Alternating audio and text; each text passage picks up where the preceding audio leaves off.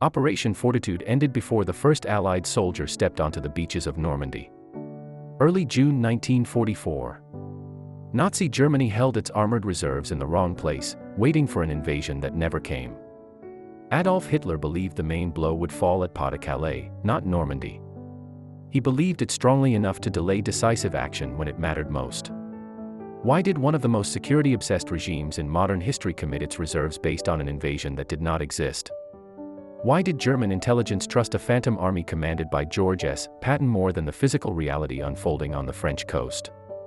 And why did the Allied High Command choose to stake the largest amphibious invasion in history on a deception that could not be verified until it was already too late to fix? This was not camouflage. This was not misdirection at the tactical level. This was a months-long operation designed to weaponize German expectations, German doctrine, and German command paralysis against themselves. Operation Fortitude was not about hiding Normandy. It was about convincing Germany that Normandy did not matter. And the most dangerous part is this. The Allies never truly knew whether the deception had worked until German tanks failed to arrive. What follows is not a story of clever props and fake radio traffic. It is the dissection of a strategic gamble that deliberately abandoned certainty, violated conventional military logic, and forced victory to depend on how the enemy thought, not how the enemy fought. This episode examines a single strategic question. How do you protect an operation so large that it cannot be hidden, against an enemy who is actively looking for it, without revealing where it will actually strike? By early 1944, the Allied leadership faced a contradiction that no amount of operational planning could resolve. The invasion of Western Europe required overwhelming force, massed shipping, visible troop concentrations, and months of preparation. Every prerequisite for success also created intelligence signatures impossible to conceal. Traditional doctrine offered only partial answers. Disperse forces. Maintain secrecy. Control leaks. Reduce signals. None of those solutions were sufficient. Because Germany did not need perfect intelligence. Germany only needed to be confident about where the main attack would land. Operation Fortitude emerged from this deadlock. Not as an auxiliary deception, but as a parallel campaign whose sole purpose was to shape German decision-making before the first shot was fired. This is why Fortitude qualifies as a genuinely unconventional strategy. It did not aim to mislead at the margins. It aimed to overwrite the enemy's internal logic for interpreting reality. The Allies accepted a premise most commanders would reject outright. That it was safer to manufacture a false certainty for the enemy than to rely on secrecy they could not guarantee. And if that premise collapsed, even briefly, Normandy would not fail quietly. It would fail catastrophically. To understand why such a dangerous idea was even considered, we need to look at the strategic map the Allies were trapped inside. By early 1944, the European war had entered a phase where power was no longer the main variable. The Allies possessed superior industrial output, growing air dominance, and expanding manpower. Germany, by contrast, was strategically stretched, fighting on multiple fronts, and bleeding resources. Yet none of that translated automatically into a safe path across the English Channel. The problem was geography. Western Europe offered only a limited number of invasion corridors capable of supporting a large amphibious landing. Among them, Pas de Calais stood out with brutal clarity. It was the narrowest point of the channel. It allowed faster crossings, shorter supply lines, and easier air cover from southern England. German planners knew this. They had always known this. Normandy, by comparison, was operationally inferior on paper. Longer sea routes. Worse initial port access. More complex logistics in the first critical weeks. If one were to draw invasion arrows using pure military logic, most of them pointed toward Calais. This created the first structural constraint for the Allies. They were planning to attack at a location that looked wrong to the enemy, but only if the enemy could be persuaded that a better option still existed elsewhere. The second constraint was time. Weather windows in the channel were narrow and unforgiving. Tides, moonlight, sea state, and air conditions all had to align.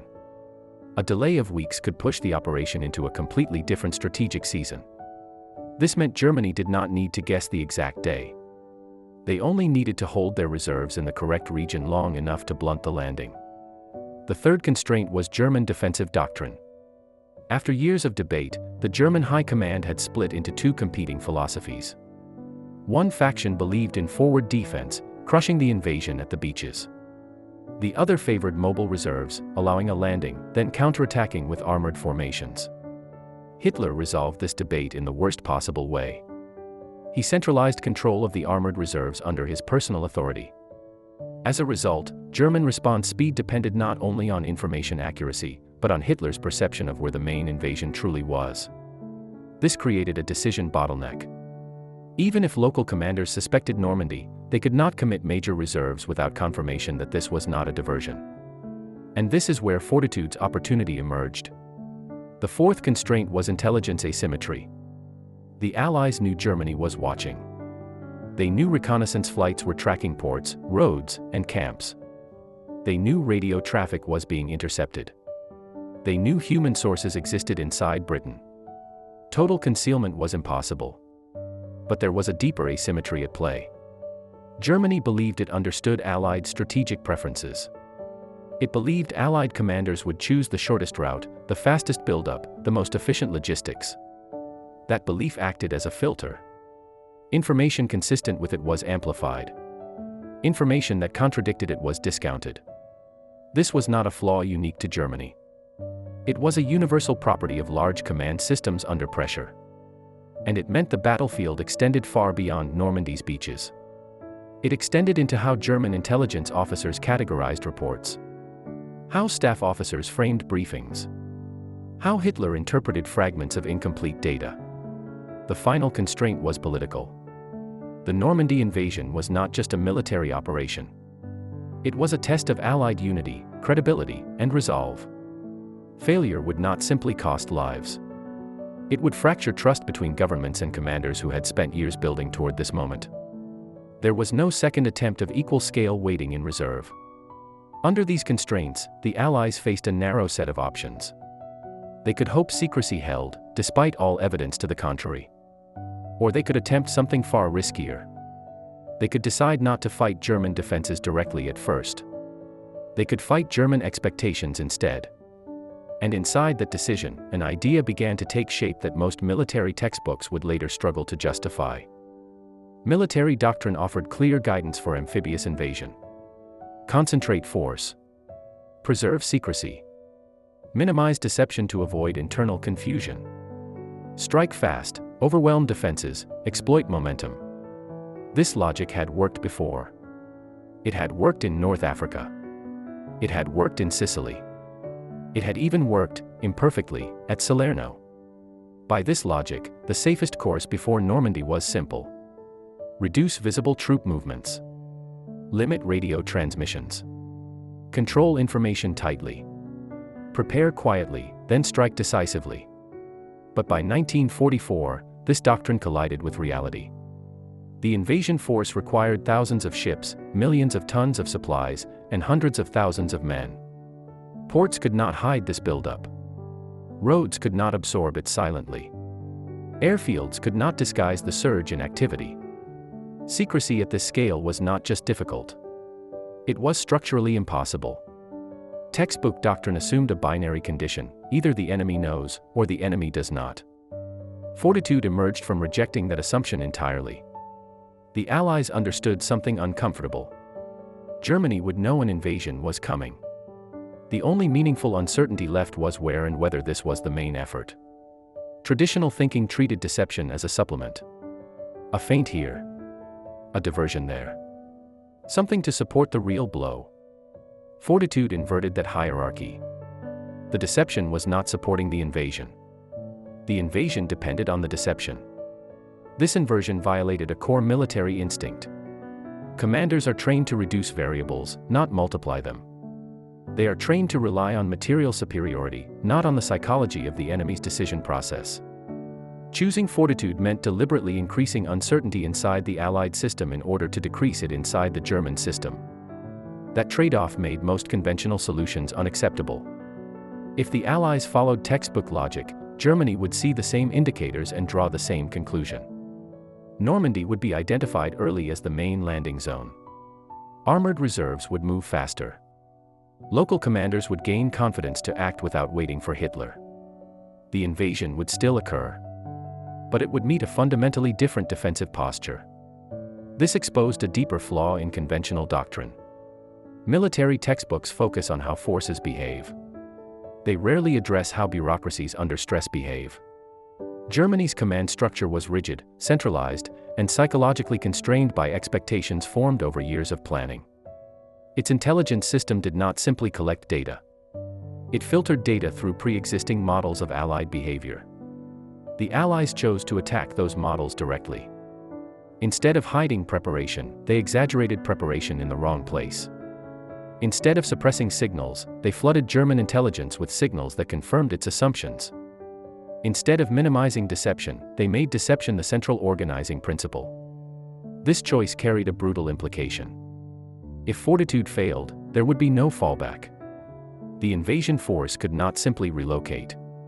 The landing beaches could not be changed at the last minute. The weather window would close.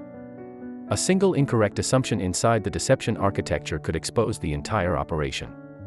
And yet, the alternative was worse. If the Allies obeyed doctrine, they would face a prepared enemy reacting quickly and coherently. If they broke doctrine, they might paralyze that reaction entirely.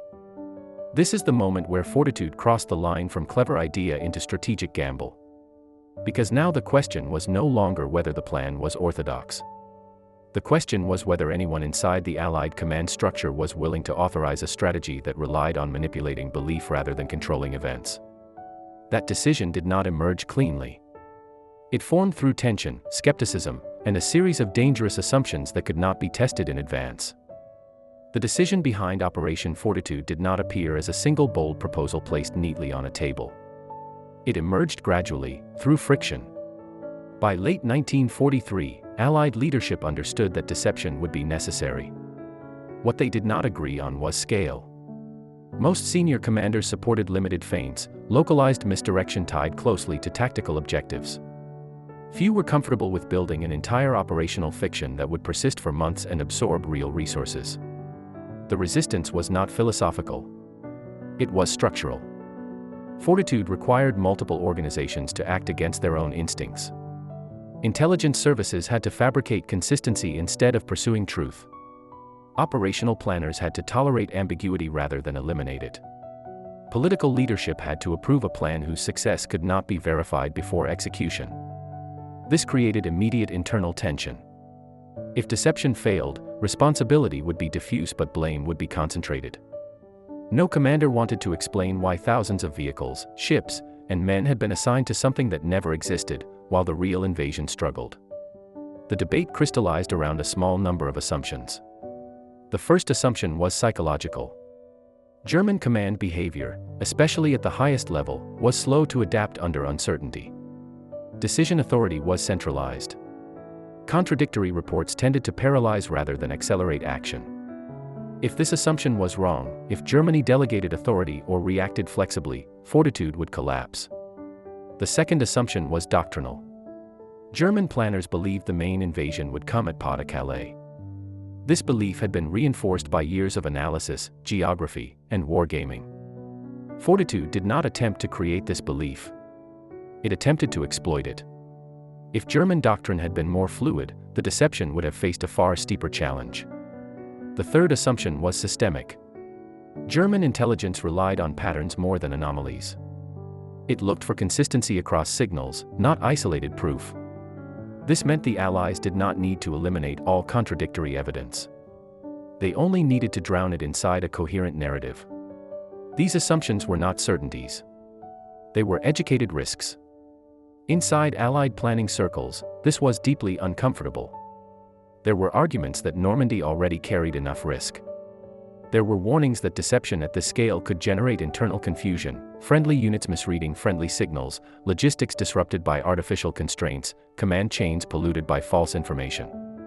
And there was a quieter concern rarely voiced openly.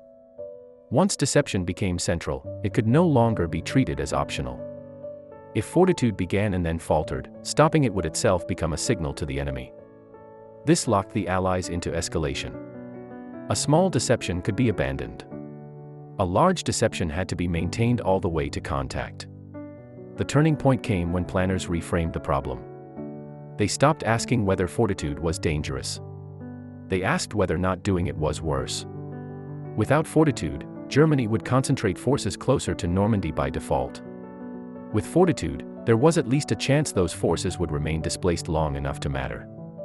That calculation shifted the debate. The question became not whether fortitude could guarantee success. It clearly could not. The question became whether fortitude could delay German certainty long enough to create irreversible momentum on the ground. Once framed this way, the logic hardened. If the Allies needed time, they needed German doubt.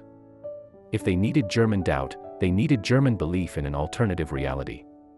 And that reality required a visible, convincing focal point. Which led to the most controversial element of the entire operation. A phantom army. A real commander. And a deception so elaborate that it would begin shaping German expectations months before the first landing craft moved. But designing the idea was the easy part. Turning it into a functioning system was where fortitude came closest to failure. Execution transformed fortitude from an abstract risk into a living system. This was the most dangerous phase. Because once the deception entered motion, it could no longer be paused, corrected quietly, or partially withdrawn. Every action now generated signals, some intended, some accidental, and Germany was watching all of them. The core challenge was coherence. A fake army could not behave like a stage prop. It had to behave like an organization. That meant routines, hierarchy, administrative friction, predictable inefficiencies. The first U.S. Army Group, or FUSAG, was built to exist indirectly. Not as a visible formation, but as a network of traces that German intelligence would recognize as authentic. Radio traffic came first. Operators did not transmit dramatic false orders. They transmitted boredom. Daily logistics chatter. Training schedules. Unit coordination messages that meant nothing tactically, but everything structurally. German intelligence was not listening for secrets. It was listening for patterns. The traffic followed realistic rhythms. Shift changes. Peaks and lulls. Human inconsistency. This required discipline bordering on obsession. One mistake, a message sent too quickly, a call sign reused incorrectly, could unravel months of work. Physical deception followed. Dummy landing craft, vehicles, and camps were placed where German reconnaissance expected to find them. Not clustered. Not exaggerated. Distributed with the casual inefficiency of a real buildup. But here lay a critical constraint. The deception could not consume real logistics capacity. Ports still had to move genuine supplies for Normandy. Roads still had to function. Every fake convoy risked interfering with a real one. This created constant tension between illusion and necessity. The deception apparatus had to be large enough to be convincing, but light enough to avoid becoming a liability. Human intelligence was the most fragile component. Double agents were fed information in fragments. Never complete plans. Never dramatic revelations. Just enough detail to reinforce what German handlers already believed. This required restraint. Over-delivering information would raise suspicion. Under-delivering would weaken credibility. At times, deception planners deliberately allowed minor truths to pass through, information that caused limited Allied losses elsewhere, to protect the integrity of the larger narrative. This was the hidden moral cost. Lives were weighed against plausibility. And throughout all of this, timing became the silent enemy. As the real invasion approached, the risk curve steepened. German reconnaissance intensified. Signals intelligence scrutiny sharpened. Pressure mounted to confirm what Germany already believed. At least twice, the deception came dangerously close to collapse. Inconsistencies appeared. Small discrepancies in unit identities. Questions from German handlers that cut closer to reality than expected. Each time, the response was escalation, not correction. More traffic. More administrative noise. More confirmation of the Calais narrative. Stopping would have been more suspicious than continuing. By early June, fortitude had reached a point of no return. The Phantom Army was not just visible. It was established in the German mind. But this created a final, brutal risk. The deception could not prevent Germany from seeing Normandy. It could only persuade Germany that Normandy was not decisive. If German command concluded, even briefly, that Normandy was the main effort, the entire architecture would become irrelevant. Everything now depended on how Germany interpreted the first hours of contact. And that interpretation would be shaped not by what Germany saw, but by what it expected to see next. When Allied forces landed in Normandy, German intelligence did not fail to notice it. What failed was interpretation. From the first reports, German commanders understood that a major landing was underway. What they did not accept was that this was the main effort. That distinction mattered more than the landing itself. Normandy was immediately framed inside an existing mental model. A dangerous diversion. A necessary probe. A prelude to the real blow at Pas de Calais. This framing did not emerge from ignorance. It emerged from consistency. For months, German intelligence had been absorbing signals pointing toward Calais. Radio traffic. Agent reports. Logistical indicators. The presence of a credible American commander associated with aggressive operations. Normandy arrived as a contradiction, but not a decisive one. German decision-making now entered its most vulnerable phase. At the operational level, local commanders requested flexibility. They saw the scale of the landing. They felt the pressure on the ground. But authority over mobile reserves did not reside with them. At the strategic level, decision-makers faced a dilemma they could not resolve quickly. If Normandy was the main invasion, committing reserves immediately was essential. If Normandy was a diversion, committing reserves would expose Calais and end the war in the West. Fortitude had engineered this dilemma deliberately. Every hour of delay increased Allied survivability on the beaches. Every hour of hesitation allowed engineers to secure exits, unload supplies, and stabilize fragile footholds. The deception did not stop at first contact. German intelligence continued to receive signals suggesting that Fusag remained intact. That it was waiting. That its movement had not yet begun. Normandy, in this narrative, was absorbing attention exactly as intended. Here is the critical failure point. German command treated intelligence as a confirmation mechanism, not a decision catalyst. They waited for proof that contradicted Fortitude's story strongly enough to justify overturning months of belief. That proof never arrived in a single, undeniable form. Instead, it arrived as fragments. Conflicting reports. Partial confirmations. Ambiguous indicators. In such an environment, centralized command structures default to caution. Hitler, in particular, exhibited a consistent behavioral pattern. He delayed irreversible commitments under uncertainty. He preferred to wait for clarity rather than act on probability. Fortitude exploited this tendency mercilessly. By the time German leadership began to reassess the Calais assumption seriously, the cost of reversal had grown. Normandy was no longer a gamble. It was a reality. But even then, the delay persisted. Some armored formations remained in place, guarding against an invasion that still felt inevitable. The logic of the deception had outlived the deception itself. This was not stupidity. It was organizational inertia under psychological pressure. Germany did not fail because it lacked information. It failed because it could not abandon a coherent explanation fast enough to replace it with another. Fortitude had not blinded German command. It had anchored it. And anchoring, under conditions of time pressure, can be more lethal than ignorance. Yet this outcome was not guaranteed. Had German command structures been more decentralized, the delay might have shortened. Had local initiative overridden strategic caution, reserves might have moved sooner. Had one credible signal broken through clearly enough, Fortitude's architecture could have collapsed in hours. The deception worked not because Germany believed everything. It worked because Germany believed enough, for just long enough. And that narrow margin defines the real nature of the gamble.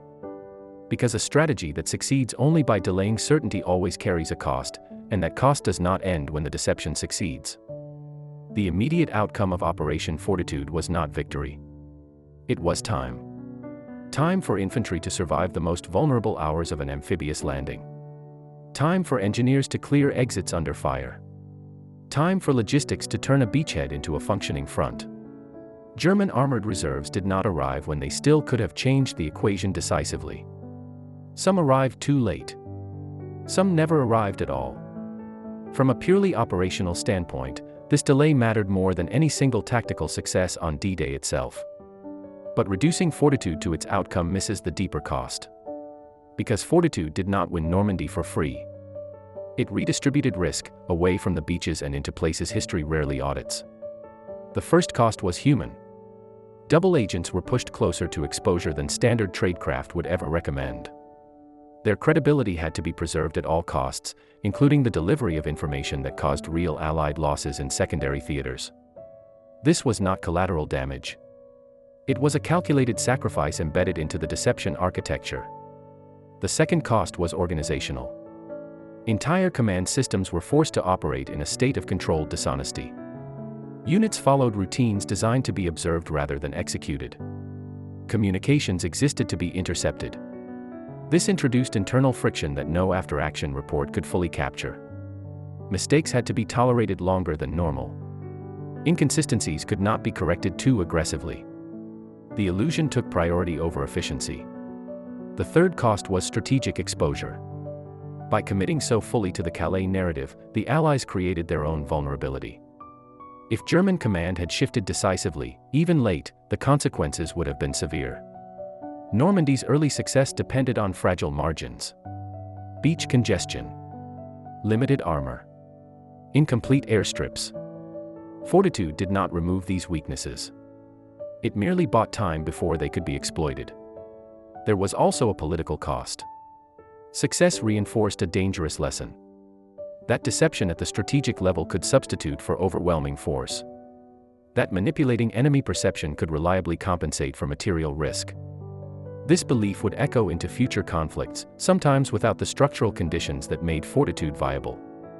Finally, there was a psychological cost borne by the decision-makers themselves. Fortitude forced senior commanders to live with uncertainty longer than doctrine would normally allow. They had to proceed without confirmation. They had to resist the instinct to check the plan through direct action. Victory required waiting, while lives were already being spent. If Fortitude had failed, it would not have failed quietly. It would have failed catastrophically, with no clean explanation and no single point of blame. The strategy did not eliminate risk. It concentrated it. And concentration, by definition, increases the consequences of error.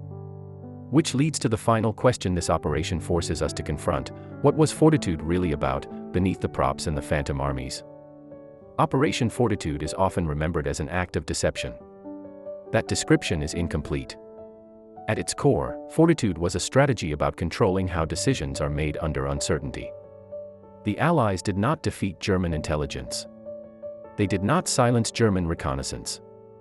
They did not prevent Germany from seeing Normandy. They shaped the framework through which Germany interpreted what it saw. This distinction matters. Most military strategies attempt to control events. Fortitude attempted to control interpretation. The operation was built on a cold assessment. Large organizations do not react to facts in isolation. They react to facts filtered through doctrine, expectation, hierarchy, and fear of irreversible error. Fortitude weaponized that reality. The first rule it broke was the idea that secrecy is the highest form of protection. At scale, secrecy collapses. Fortitude replaced secrecy with managed visibility. The second rule it broke was the belief that deception should be minimal and tactical. Fortitude demonstrated that deception can operate as a parallel strategic system, one that competes with kinetic operations for priority and resources. The third rule it broke was the assumption that success depends on certainty. Fortitude accepted uncertainty as a permanent condition. It did not seek confirmation. It sought delay. This leads to the first strategic principle.